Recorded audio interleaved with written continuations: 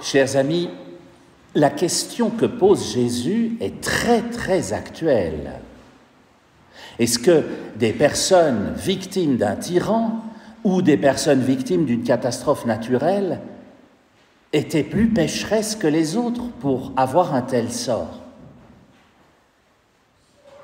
Est-ce que les victimes de la guerre en Ukraine sont plus pécheresses que nous?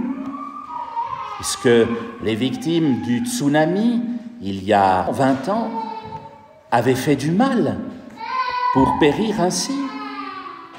Est-ce que les victimes de telles sectes avaient fait du mal pour périr comme elles ont péri? Et Jésus nous dit non, pas du tout, pas du tout. Pourtant, c'est bien ancré en nous. À chaque fois qu'une tuile nous tombe sur le coin de la tête, on dit « Qu'est-ce que j'ai fait au bon Dieu ?» On en a même fait un film. « Qu'est-ce que j'ai fait au bon Dieu ?»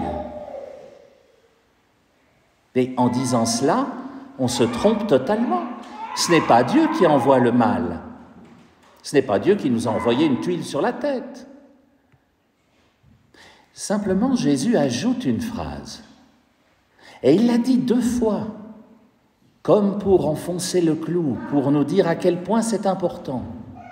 Non, ces personnes n'étaient pas plus pécheresses que les autres, dit Jésus, mais si vous ne vous convertissez pas, alors vous périrez de la même manière.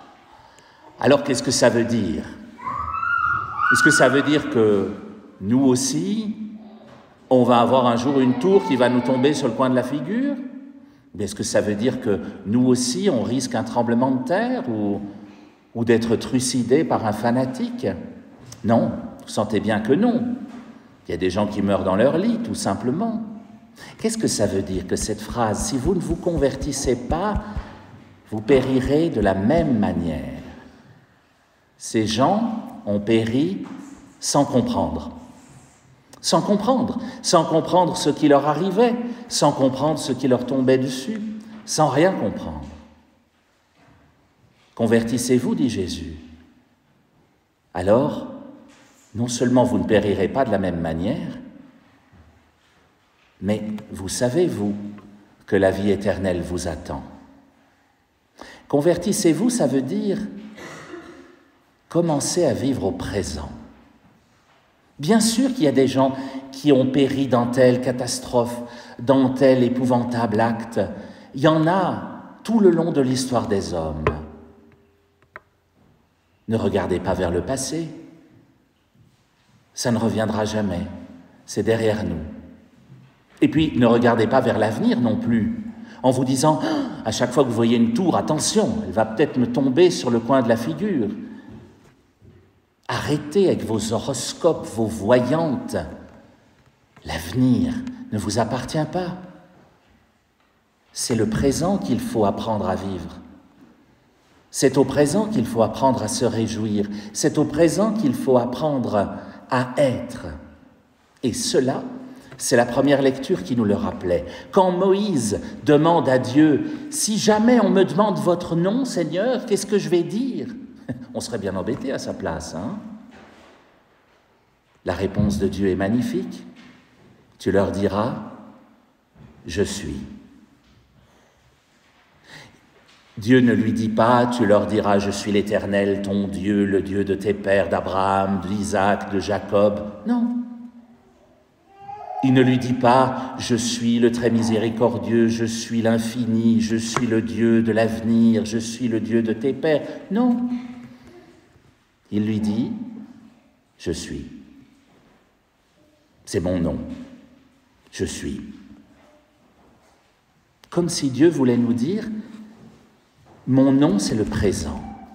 Et en français, ça marche magnifiquement bien parce qu'il y a ce très beau jeu de mots, vous le savez bien. Dieu est un cadeau puisqu'il est présent. Je suis le présent, dit Dieu.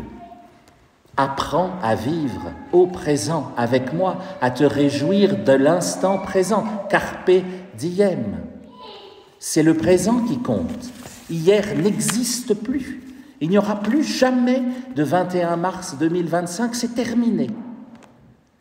Quant au 23 mars, demain, il n'existe pas encore, et peut-être n'existera-t-il jamais. Apprends à vivre au présent, nous dit Dieu. Apprends à vivre avec moi au présent, puisque moi je suis le présent. C'était aussi la leçon de notre deuxième lecture. Tout ce qui est arrivé à nos pères leur est arrivé. Mais désormais, ils ne sont que des ossements qui blanchissent le désert. Alors, cessez de récriminer, nous disait Paul dans la deuxième lecture. Cessez de ronchonner sur ce qui était mieux avant. Ça aussi, c'est un refrain qu'on connaît bien. Ah, c'était mieux avant. Pas sûr, la peste, le choléra, c'était pas forcément mieux avant qu'on invente des moyens de s'en protéger, par exemple. Par exemple. Il y a des choses qui étaient mieux avant, sûrement, mais apprenons à vivre au présent. Comme le disait un homme qui a beaucoup souffert, le bonheur, c'est certainement d'apprendre à se passer de ce que l'on n'a pas, de ce que l'on n'a plus et de ce que l'on n'aura jamais de toute façon. C'est-à-dire apprendre à vivre au présent, à vivre sans ce que l'on n'a pas, sans ce que l'on n'a plus et sans ce que l'on n'aura jamais. Alors, au présent, nous pouvons cultiver cette vertu qu'est l'espérance. Et ça, c'est la dernière partie de l'Évangile qui nous le disait avec cette histoire de figuier qui depuis 3 ans ne produit rien du tout. Alors il vaut mieux le couper. Eh bien non, nous dit le Seigneur, non. Garde-le encore un peu, tu verras. Peut-être qu'il donnera du fruit. Et c'est la même chose pour chacun de nous. Dieu connaît notre histoire et il vient nous dire « J'espère le meilleur de toi, comme de ce figuier. Peut-être as-tu déjà porté du fruit, peut-être en porteras-tu encore. Ce n'est certainement pas le moment de te couper. Reste encore un peu auprès de moi, mon frère, ma sœur. Tu as encore sûrement du fruit à porter parce que Dieu qui vit au présent espère en toi. »